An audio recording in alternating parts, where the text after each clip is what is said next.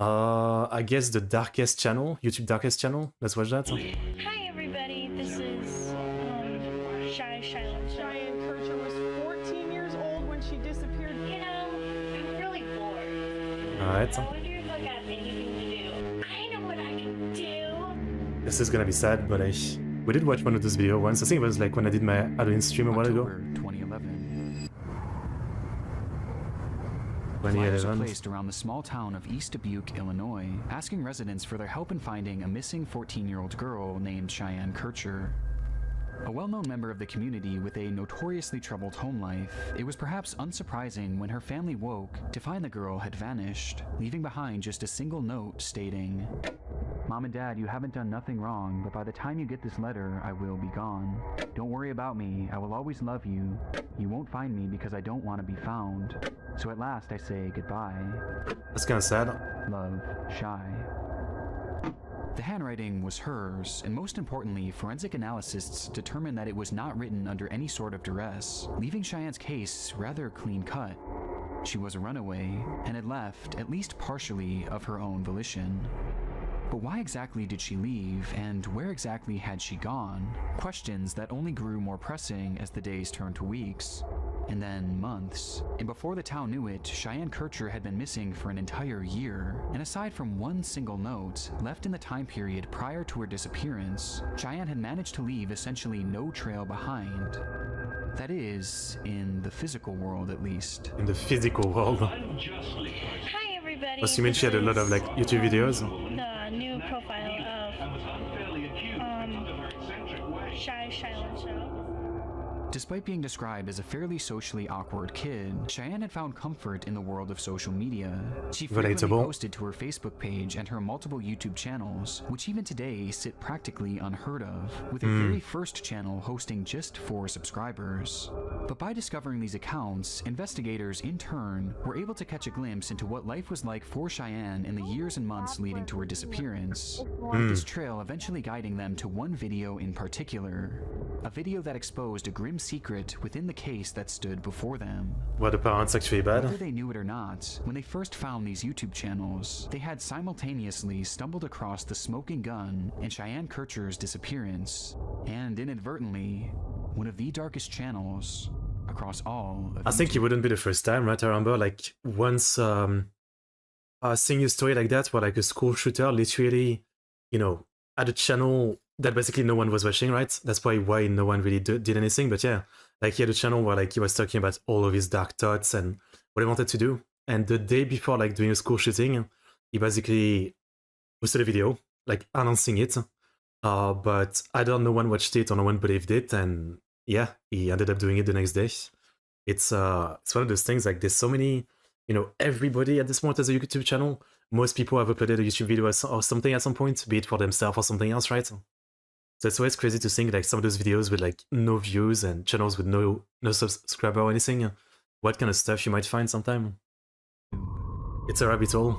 It's a rabbit hole. I don't want you getting caught in the camera. Cheyenne was 14 when she disappeared in October 2011. Where this horrifying accident happened around 3:30. I came to a realization of something. I ran over there. I'm bleeding profusely here at the moment. Okay. Oh, is there a naked dude?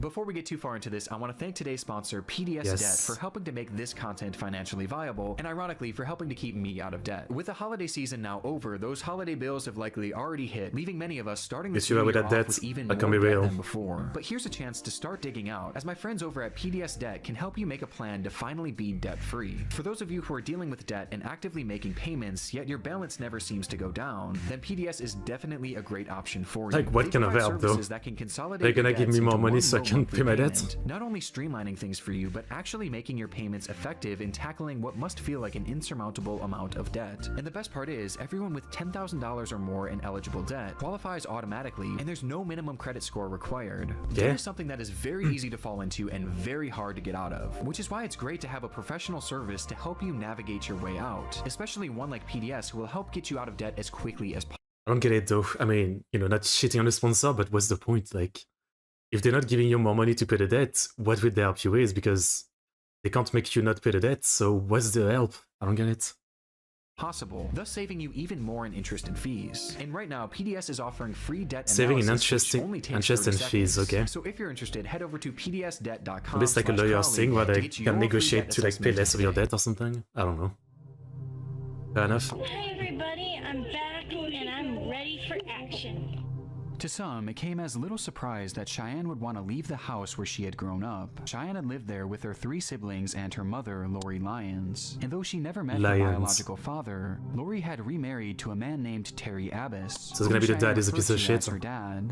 But making things a bit more confusing was the fact that Terry wasn't the only adult man that happened to be living with them, since Lori also had her boyfriend, Steve Staver, living with the family as well. What? This isn't inherently a major issue, but it was something that was criticized by locals who knew of their domestic situation, and likely by Cheyenne's classmates as well. But on the topic of said living arrangements, this was far from the most glaring red flag, with that coming in the Sounds form pretty of the weird house already. itself.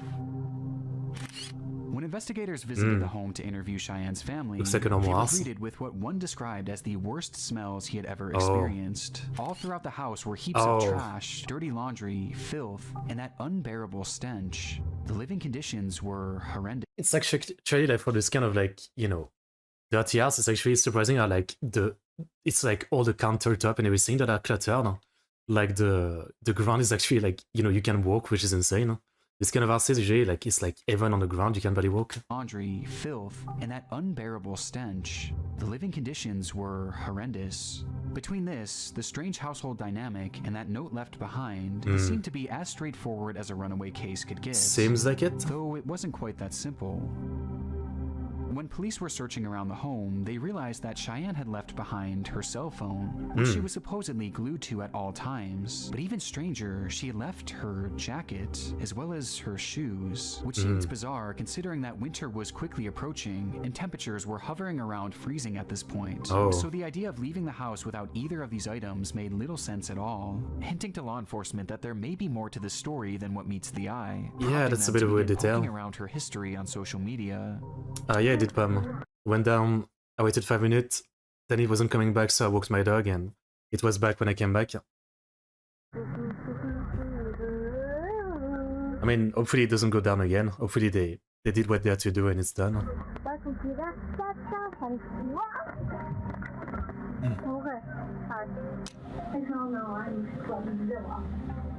Starting almost exactly a year before she vanished, Cheyenne began posting goofy, nonsensical videos to her very first YouTube channel, Cheyenne 2010.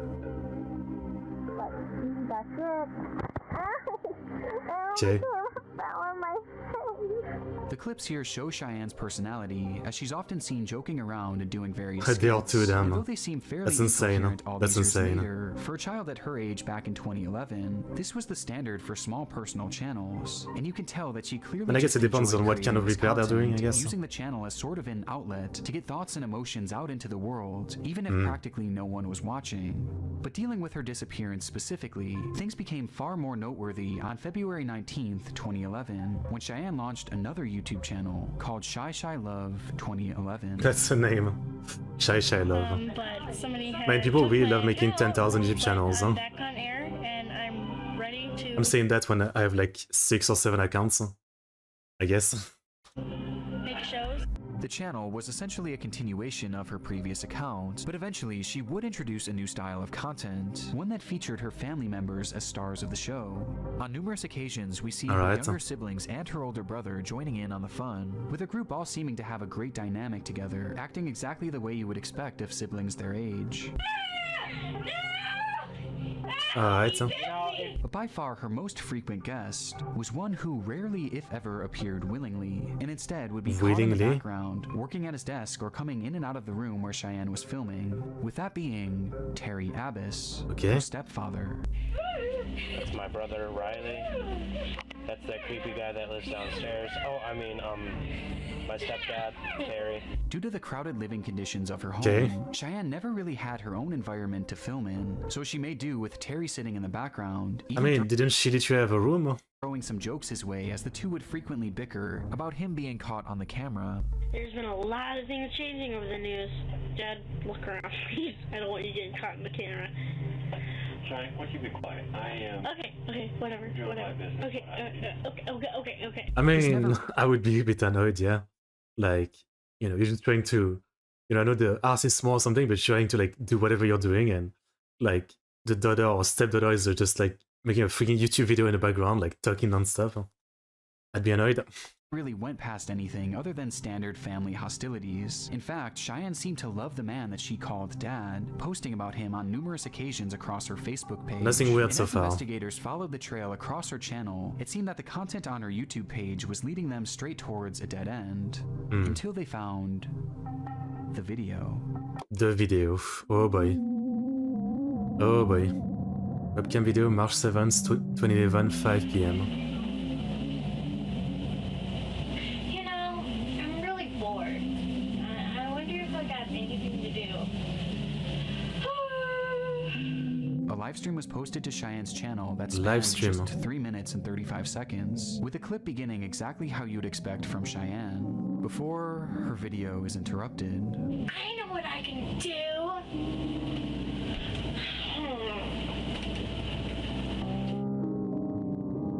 As she carried out her introduction to this live Okay. video, a man suddenly enters the room with only his lower half in frame. Immediately, Cheyenne turns to him, and her loud, energetic personality does a total 180.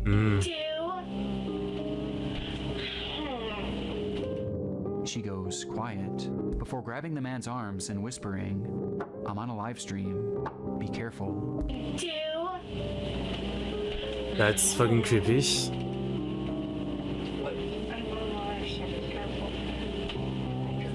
The man acknowledges this with a simple okay, but then proceeds to grab her by what appears to be the neck. This causes Cheyenne to yell stop before falling onto the bed and snapping back into her comedic personality.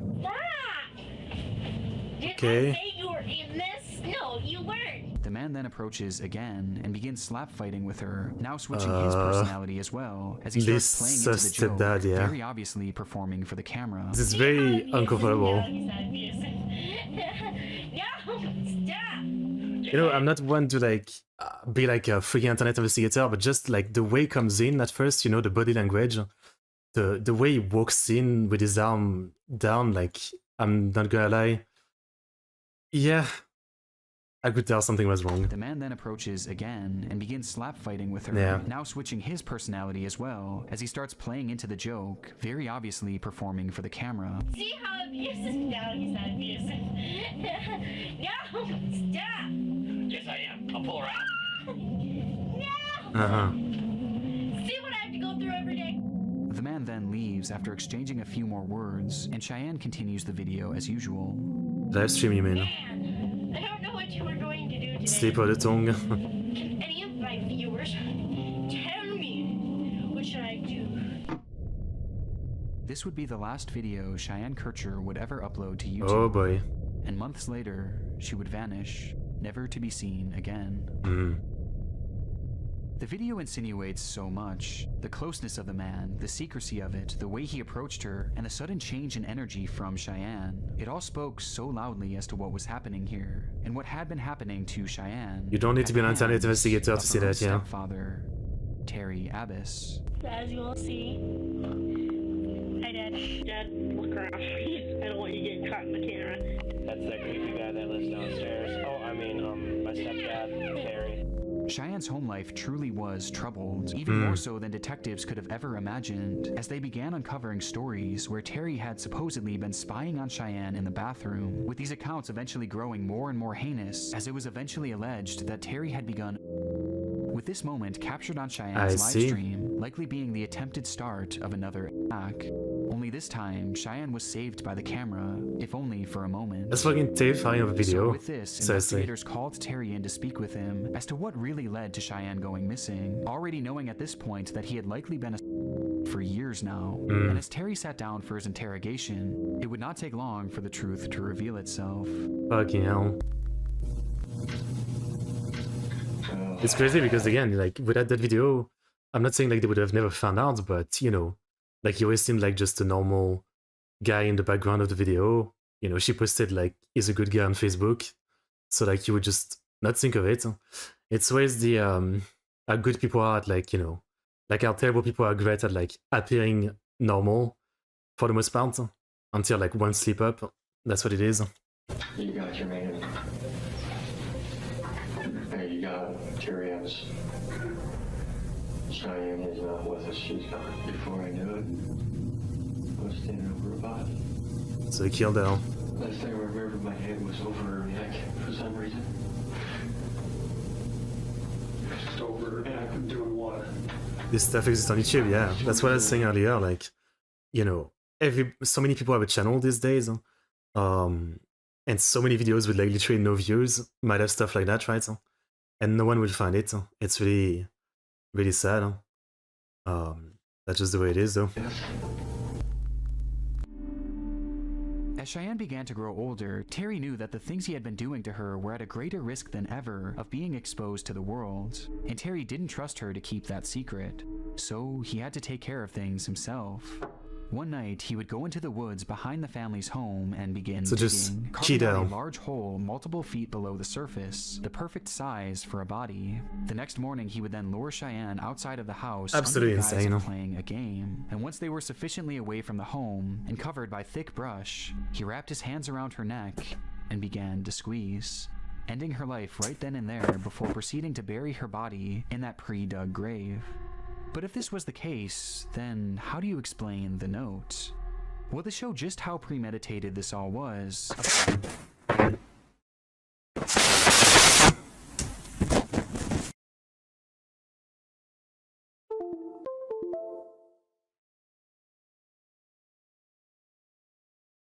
about a month before she had vanished, Cheyenne was told by Terry that they were going to pull a prank on her mother, one where That's the kid's backstory about that as well. Oh, that's what it is. I was saying before the mic went crazy, like, maybe he made her write it in advance. And yeah, seems like he did that. where she would pretend to run away, leaving behind only a note. But rather than going through with the prank, Terry decided to instead keep that note for a later date, thus giving him the perfect decoy to take any suspicion off him once he carried through with a murder. I mean, that's literally like insane premeditation. Like, he literally like prepared his alibi in advance. And then he was just sitting on it for a month thinking, you know, am I actually gonna kill her or not? I've got the note.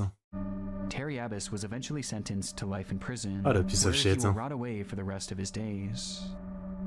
The context of it all makes the videos Fucking across sad. her channel that much more unsettling, with the worst being that final upload. It's But really, what's yeah, it's all the videos, right? I mean, this is a problem with like many YouTube channels, and well, it's in different way, but yeah, like now, you know, most of the videos seem like, you know, just like this fun girl doing video with her family, but now you just recontextualize everything, and now everything is kind of fucked up because you know the truth. And it's the same with many things, right? Like recently with the VTuber drama, like, you know, like someone like Russia, same thing, like, you know, you can't go back to like any Russia video and look at it the same way. It's always sad when that happens. perhaps most But this is a bit disturbing different than this that, was obviously. just one brief moment in what was likely a constant stream of abuse. Yes, It's yes. absolutely heartbreaking to think of Abuse all that you need to Cheyenne had censor. to endure when the cameras weren't rolling. Yeah. Okay. Bye. Well, all I can say, it's sad, it's fucked up, and fuck that guy. Roman P. Lozek June Jr. 3rd, 2009, 15-year-old Roman Perozic Jr. fires up his remote-controlled helicopter at a small Brooklyn, New York park. He looks While his 35. friend stands by closely with a camera trained at the device. For many, RC flying is viewed as nothing more than a recreational activity, but for Roman, this was more than just a hobby. It was his life, and his passion and practice gave him the ability to perform tricks that, to an outside observer, seem utterly When I used to live, there was a dude who was basically, I guess, trying to get with my mom that was like really into playing like little helicopters like this and like plane stuff, and yeah, the stuff he had was like thousands of euros, right? Like they weren't like the toys that you buy for like $20 or something on Amazon. They were like crazy. It was really into them. He had a lot of them. impossible. They were pretty cool. Yeah, yeah. They would basically like fly like this, like just move super fast, then stop in the middle of the air. It was really cool. It was really cool. When Roman's helicopter was in the air, it was as if gravity itself failed to exist, performing Yeah. stunts that seemed to defy physics, turning the craft sideways, It brings back some memories. zigzagging it backwards, even upside down in a completely unnatural manner, before stopping it on a dime with expert precision. On YouTube, you can find traces of his work all over, with many videos being posted by various amazed observers, along with clips posted to his own 2 YouTube channels. With this initial upload being his first introduction to YouTube. Through his videos and various public showings, Roman was already becoming known as one of the most compelling pilots in the entire community. And despite his youth, this actually isn't as surprising as it may seem. Flying was in his blood. In his blood. His father, Roman Prozic Sr., was a passionate RC pilot that's himself, the biggest even founding and leading a New York City-based club for fellow RC enthusiasts. Over the years, he would teach his son all there was to know about this unique sport, with the two often traveling and competing in various events across the country, and flying recreationally together nearly every single weekend. It's a pretty unique hobby, but I like it. Across the Roman Prozic Jr. channel. But while it's easy to appreciate the talent involved with flying in such a manner, there was an element at play with these tricks that is easy to overlook, especially by simply watching the videos. It's dangerous, no? Like, if you get caught by the blade, you're dead. With that being, the element of danger. Yeah. Like, this is not, again, like, the power those things have is, like, insane. Like most RC helicopters that you would expect to see in stores that are mainly geared towards children, the device that Roman was flying is much, much bigger, with the craft measuring in at nearly 3 feet long, featuring blades of a similar size that were made entirely out of carbon fiber. These devices were large and, most importantly, powerful, as it's estimated that this specific craft Roman was using could reach speeds of up to 60 miles per hour, while the blades themselves spun at speeds of over 250 miles per hour, rotating 4,000 times in just a single minute. This craft was not a toy, That's a lot. with pilots online likening it to a flying lawnmower. Yeah. And with that context, it does make these videos a bit more nerve-wracking, as Roman can be seen flying dangerously close to himself and others on numerous occasions. Wait, you're gonna tell me, like, either he killed someone or he killed himself accidentally? But of all the various stunts he'd perform, there was one that was by far the most daring. For the trick, Roman would flip his helicopter upside down, managing to keep it in the air all the while, before shooting it upwards as high as it could go, and when it was just nearly out of sight, he would then cut the power, causing the craft to free fall to the ground below, only for Roman to fire it back up and catch the device right before it crash landed. I mean, it's cool as hell. I could only find a few examples of him performing that trick, likely due to its high level of danger not only for this expensive machine, but also for himself and the others around him. Though on the 6th of September 2003, Roman decided that it was time to give it another try. That day, Roman had been visiting the Calvert Vaux Park. Wait, those videos are from 2003? They look pretty amazing for 2003. I'll give me a quick second, letting my dog out.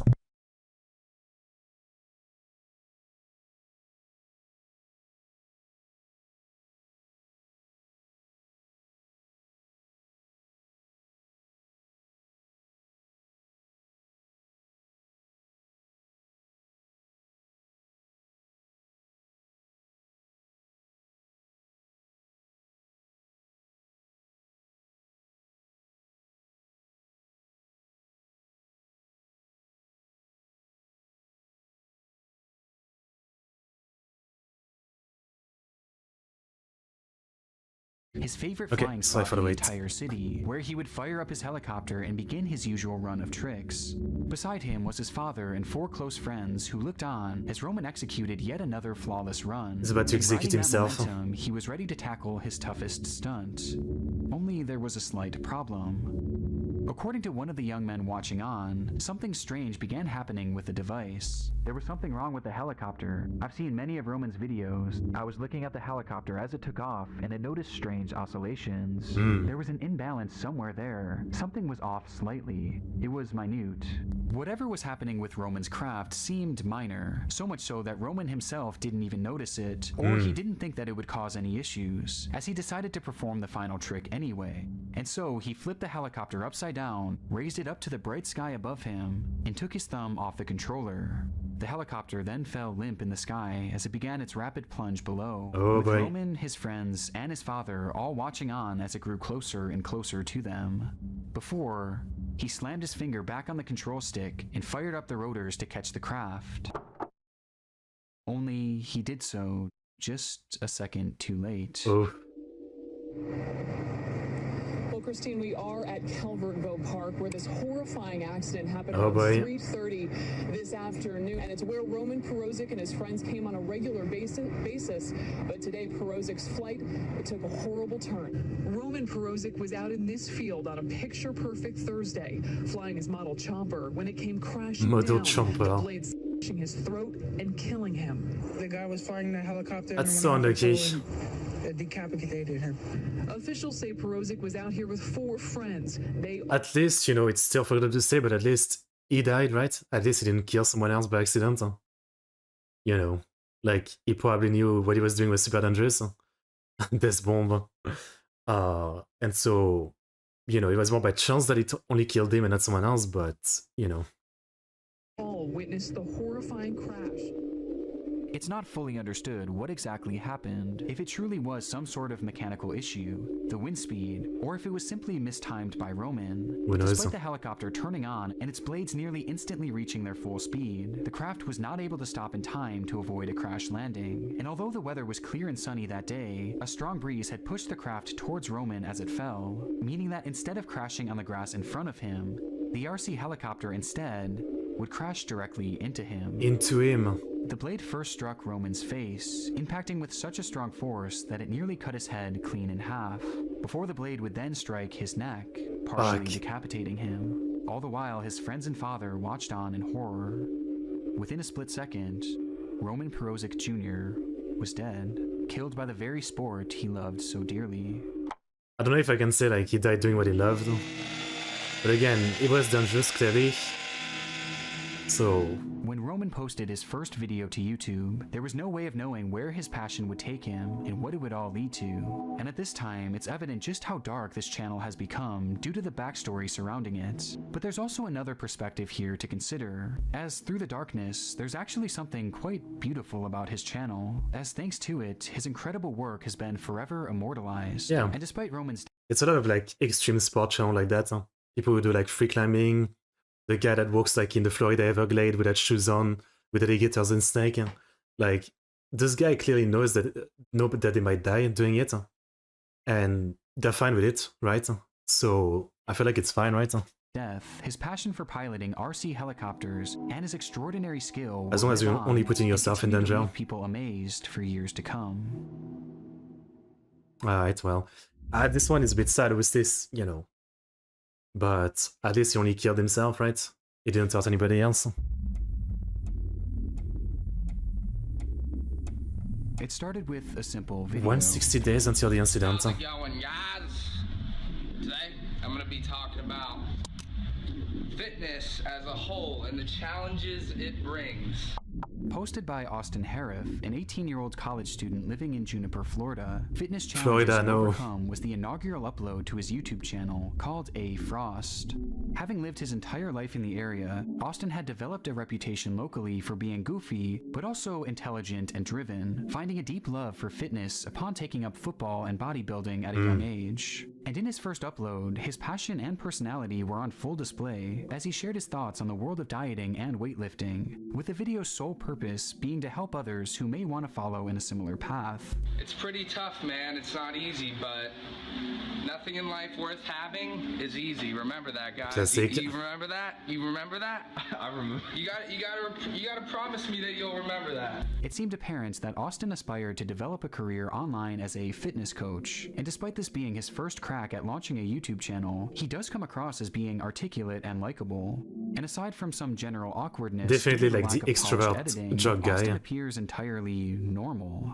A stark contrast to what was soon to come. Is it gonna be a school shooter? Despite launching his channel on a concise high note, the next 27 uploads would take on a much different tone, as rather than keying in on health and wellness, Austin immediately shifted his focus onto writing and performing rap music. Rap music? Austy Frosty. Okay. Give me a sample.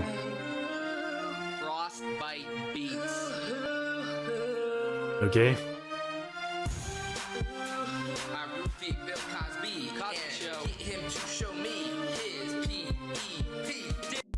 This music is not for everyone, to the point where it's almost indiscernible from irony. However, the persistence of his uploading hints that this went far past your standard joking, as there were moments in these songs where it genuinely felt like it was coming from a different person entirely. There's a hobo on the street corner, and he says, real talk, homeboy. Oi, oi, oi, oi, oi, oi, oi, oi. Someone who seemed somewhat disconnected from reality, as hinted at. I mean, further, maybe he's doing like an Eminem impersonation, right? Or like you're performing character and you rap. I don't know. What's up, guys? Today I'm going to talk about the ketogenic diet. After his run of consecutive music uploads, Austin began appearing on camera yet again, where his once articulate and well put together self began moving and speaking more sporadically. And other low starch vegetables like spinach. Is he on drug? Or is it like... Get hoes, get money, get suits, fly planes, run train. Mental illness? I don't know. Even his editing began to change, with unusual clips being interjected for no discernible reason. Ketosis helps your body get into this caloric deficit. What the fuck? Carbohydrates may sound difficult. Even given the small sample size, it was clear that Austin's behavior was changing. Yeah. And although traces of this changing persona were starting to be seen on his YouTube channel, this behavioral shift was far more evident for those who knew him personally. Starting around the time that the A Frost channel had launched, Austin's once fun-loving personality became cold and hostile to those around him, which was mainly due to the fact that Austin began to experience what he would later call visions. He would turn off his lights to go to sleep at night, only to be met with the sight of demons and monsters who would approach him from mental the illness shadows. then? And soon these creatures began appearing everywhere he went, especially in the darkness, prompting Austin to stop sleeping as he grew paranoid of what these things might do to him. As a result, his mental state fluctuated even more, and he soon thought that perhaps he was a divine being himself, a god of sorts, maybe even Jesus Christ. Of course. His descent was jarring and extremely concerning, and at the rate he was going, it seemed certain that something was bound to snap. Until... It did. Breakthrough. Of course, it did, and no one did anything. I came to a realization of something. I no longer want to follow Arnold or any other bodybuilder. I want to follow myself, you know? Oh my god. I want to actually believe in myself. In his video entitled What I'm About in Bodybuilding, we see a side of Austin that hadn't come through since really his very first upload, as he sits down in front of the camera and just lets loose, speaking candidly about his fitness journey and the path that he was on. Wasn't letting loose in the other videos. I just know that they're not me, you know? I know what's right for me. I don't need drugs. I know that they can change me. But the thing is, that's he looks pretty damn buff, you know? If he's not using anything. Being healthy is... That's already pretty good, no? What's natural, you know? He shouldn't go for like a Ronnie Coleman or an old. And how he was striving to be the most healthy version of himself, both physically and mentally. It's almost shocking how calm Austin seems here, just based on his prior uploads. But despite appearing like a positive sign on the surface... Maybe it's like a moment of lucidity, or maybe he actually like had a good night of sleep, right? I think I can definitely see like how slurred he was getting before. Yeah, it's like with the lack of sleep, your brain is just barely working, you can barely talk. Maybe there he actually, you know, was doing this after like maybe, yeah, a bit of lucidity. That Austin was perhaps finally getting the help he needed. There was still an air of uncertainty to it all, and there was really no way to know at the time whether his demeanor in this video was a sign of better. Peace out. Peace. 4 days until the incident. Worse things to come. On the afternoon of August 15th, 2006, Austin had joined his father and his father's girlfriend out for a nice dinner, with the family taking their seats and waiting to place their orders. But Austin wanted no part of it, as he sat there silently, his mind stewing all the while, until he just couldn't take it anymore. For some reason, it was all just too much, and he stood up and left the establishment without saying more than a few words.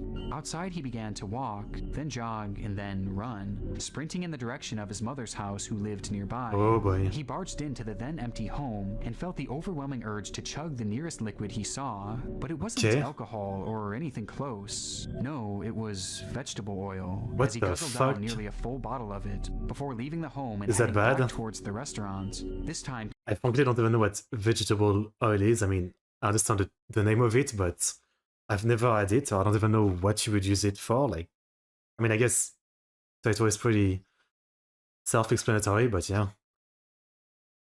Oil isn't great. A whole bottle of oil isn't great, yeah. confronting his father, yelling and even attempting to hit him for no apparent reason whatsoever. Once more, he just couldn't take it and he fled the restaurant again, as his mind felt as if he was crumbling with each passing second, until he got outside and was met by the sight of something utterly horrific. What? It looked like some sort of creature standing there just staring at him. He definitely going crazy. Lungs and began sprinting away into the dark night. He ran as fast as he could, desperately calling for help, desperately looking for help, until he saw a bright light in the distance. Salvation, he thought, as he sprinted towards it and then directly into the light. Was the car?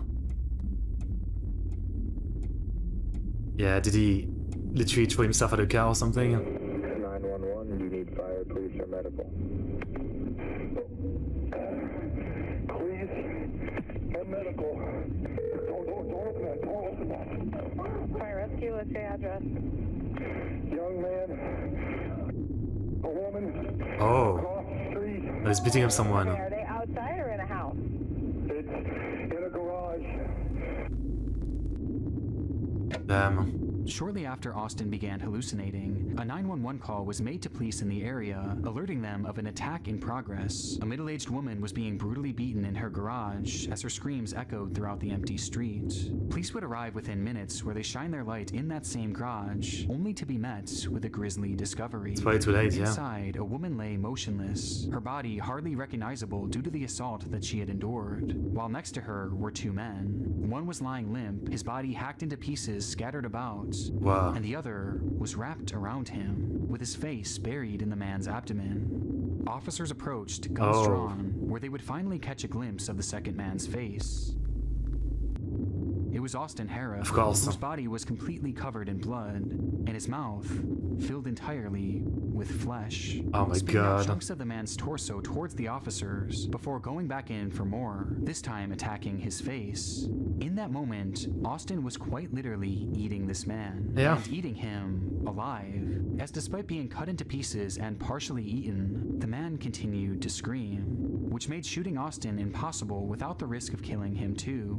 The police yelled at him to This is stop, horrible. but nothing. They tased him, but nothing. They kicked him, they beat him, but still nothing. Just He shoot him. kept on eating. They even sent their canine in to subdue and attack him, but Austin somehow fought it off. In that moment, it was as if Austin were truly invincible. It wouldn't be until officers got a handcuff around him and the entire unit pulled together that they were finally able to drag Austin off of the man, ending the ordeal once and for all. When Austin was sprinting into the night, that light that he was running towards was actually an open garage. It's really like the classic police thing, right? I mean, especially like a US police thing, but like sometimes they shoot so fucking fast that for anything and they kill people who like they have no reason to actually shoot. And when there's actually someone that they should shoot, they just don't do it. Like they gave this guy so many chances. They find some guy just eating someone alive, and you know, tasing him using a dog isn't working. Just fucking shoot him, you know? Like, just find an angle to like not shoot the guy on the ground. It shouldn't be that hard. In a residential neighborhood, where inside a woman named Michelle Stevens had been relaxing and watching television, waving to the passing neighbors, until she saw Austin sprinting towards her. There was nothing she could do, as without provocation, he brandished a pocket knife and A corn, began yeah, attacking I've her seen that video. mercilessly I've seen that before video, turning yeah. his attention to her husband, John Stevens III, That's insane. who desperately tried to intervene. At some point in the scuffle, neighbor Jeffrey Fisher would hear the commotion and immediately run over to help, only for Austin to turn to him and warn him that he didn't want any of this, before lunging after him, stabbing him too multiple times. Jeffrey managed to escape by slamming Austin's head into the ground, partially cracking his skull, but somehow the young man got right back up Absolutely and continued insane. to fight as if nothing had happened. And recognizing the grave danger, Jeffrey fled to his home where he called the police. He beat her up. I ran over there. I'm bleeding bleeding profusely here at the moment. Okay. I don't know what happened. All right. Can you tell if she's conscious or is she unconscious? So my wife's looking at my back, and it appears I got punctured. I got puncture. Three puncture wounds. Oh, Who fuck. arrived soon after and eventually restrained Austin, but not before he had ended the lives of Michelle and John Stevens, both of whom were eventually pronounced dead on the scene. Fucking hell. I mean, like, that's insanity. Like, if you know, I remember like case like that of like someone going absolutely crazy because of drugs and like literally like going to the street to like kill people, and like it was basically found like a zombie eating like some homeless person. I remember a case like that, but basically he was like being powered up, I guess, by drugs. But in this case, seems like it's just like his brain broke and gave him super strength. How's it going, guys? Today, I'm gonna be talking about fitness. It's fucking Austin's sad. channel gives us a front row seat to a man's descent into madness. But even watching it back today with all the red flags, the idea that he could be capable of something like this just seems so shocking. Which begs the question, why did he do it? Well, the attack itself was entirely unprovoked. He had never even met the couple, and the couple had never even spoke to the man. And given what could only be described as his superhuman strength in that moment, many would assume that this was the case of drug use gone wrong. But it's not, making right? Having shades of a similar case that happened not too far away. People behaving strangely and Yeah, this is the one. This is the one. Superhuman strength. With best Over the salt. weekend, Rudy Eugene attacked a 65-year-old homeless man, chewing off most of his face. But contrary to this belief, it was determined that during the attack, Austin was not under the influence of any hard drugs, and instead only had tiny trace amounts of alcohol and THC in his system, but not nearly enough to cause the violence that transpired that day. Rather, experts claim that this was the case of an acute psychotic episode, Yeah, with clearly. court documents shedding more light on Austin's mental health during that moment, Clearly. where he would account his visions of these creatures and all the other delusions he had been experiencing. And even though he was never given proper help for what was eventually determined to be his schizophrenia, his parents clearly recognized that he could be a danger to himself and to others, Yeah. with his mother even calling the police after he had ran away from the restaurant that night. Police Department Lunch Recorded, this is Chrissy. Okay, but because I was going to like, I was literally going to blame the parents to an extent. Like, if you could see the change on camera that much on the video he was posting, like, did his family and his close friend like not try to do anything? So it seems like, yeah, they did realize, you know. Yes, I need to. I don't know how to do this. My son, he's kind of taken off, and I'm concerned about his own safety. But the only problem was, it was just a bit too late. I guess, yeah. Yeah. Due to the results of Austin's drug test, it was determined that he was not of sound mind when the crime was committed, and that he would not have been able to consciously control himself, leading to the court's decision that he would not serve any jail time. Yeah, Rather, but he was placed in a mental health yeah, facility, which is worse, where right? he'll remain until he's deemed safe to assimilate back into society. Can you ever like deem someone like that safe, right? Like, even if for like 20 years he acts normal again, you know, like, this guy's brain is definitely fucked, right? So like, how could you ever deem himself to come back to like the normal world? Yeah. All right, that's the end of it. Yeah, that's a really sad case, clearly. I mean, he seemed like, you know, a normal, good guy, and yeah, like the video really shows how his brain just broke, and you know, like you could see he was getting worse, right? So, I mean, it's just sad, yeah. Like, I don't know if it was any particular incident or it just happened. Like, his brain just broke one day, but it's pretty sad. He ruined his own life and two other people's life. Hello, Akumaru. What's up? Alright, that was good. Here's the link. Such sad undertone, yeah, no doubt. That was messed up. That was messed up. The worst case scenario for schizophrenia. Sudden onset, extreme delusion, no support network, yeah. Fair enough. But at the same time, you know, I'm always saying stuff like that, you know, for like, when, you know, someone seems to go crazy and the family and the friend kind of like ignore it. But at the same time, if it was me and, you know, someone I know kind of seem to like change, I don't know when I would actually consider that they change to the point that they're like a danger, right? Like, you know, I don't know if I'd also like be someone who just doesn't realize and lets things happen, or like doesn't act too early. I feel like I would probably do that as well, right? Yokai get exterminated. Yeah. Yeah. Yeah. Alright, yeah. All that to say, that was messed up. That was messed up. Okay. Alright. But yeah, good video. Sad but good video.